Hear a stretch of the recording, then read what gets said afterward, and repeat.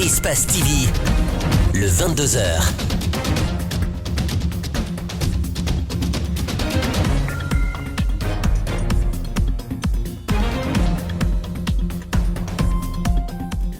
Bonsoir téléspectateurs d'Espace TV, vous faites bien de nous choisir pour vous informer. Bienvenue dans ce 22h, on se retrouve dans un instant pour le sommaire.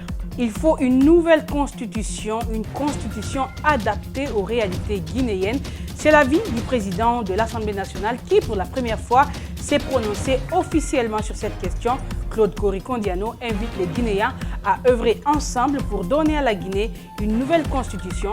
C'était en marge de l'ouverture des débats d'orientation budgétaire à l'Assemblée nationale ce mardi.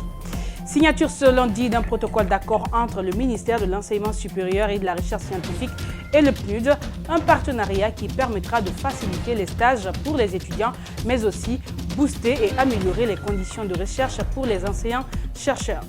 La digue longue de 17 km qui protège Kabak, les plaines et les environs a cédé en 2017. Depuis, les populations sont sur le qui-vive. L'activité agricole est menacée dans cette commune rurale, considérée comme le grenier de la Basse-Côte. Mais voilà, il faut vivre. La population, pour cela, s'est tournée vers la pêche.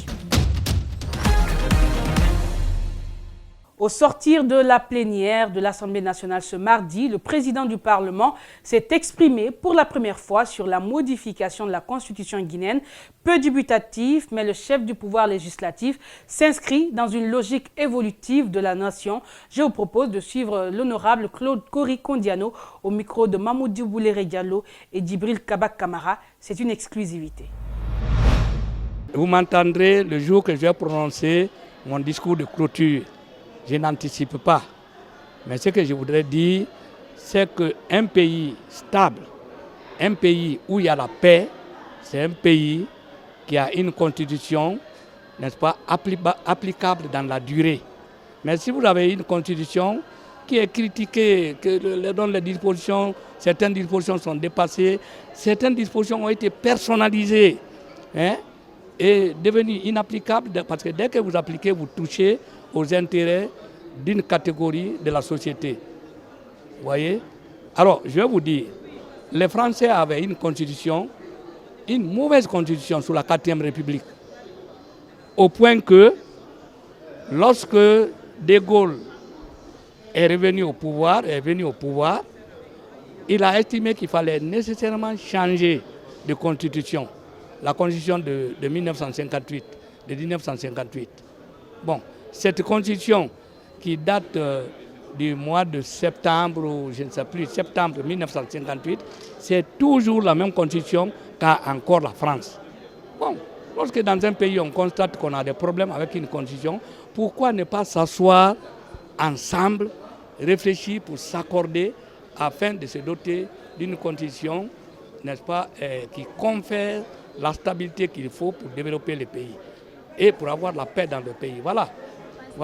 Je n'ai pas encore parlé, mais vous m'entendrez dans mon discours de clôture. Voilà.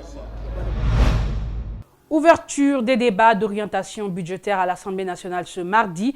Durant 2 jours, les députés vont échanger avec le ministère du Budget pour tabler sur l'économie du pays. Ce travail se déroulera en présence des représentants de la société civile et des partenaires au développement. C'est un reportage de Mamoudou Bouléré Diallo et de Djibril Kabak Kamara.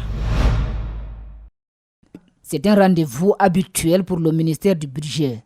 Il consiste à étaler le carnet de santé de l'économie du pays. Devant les députés et les invités de circonstance, le président de l'Assemblée nationale a tenu son discours avant de donner la parole au ministre du Budget.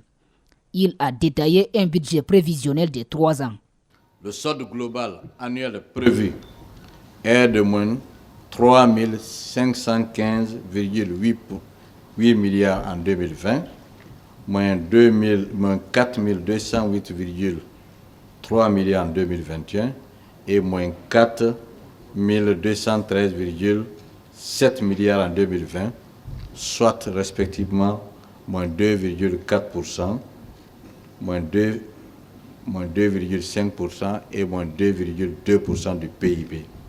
Le ministre a également donné le bilan annuel avant de faire des projections. On continue de se battre pour avoir une bonne gouvernance. Les députés ont suivi avec une attention soutenue la communication du ministre du Budget sur l'état actuel du budget national. Les attentes des élus du peuple sont importantes. Pour nous les députés, on peut aligner des chiffres, mais nous avons besoin de savoir qu'est-ce qu'on fait, où, on fait quoi et où. Les représentants de la société civile et du secteur privé ont formulé des recommandations pour une meilleure amélioration du climat économique et social du pays.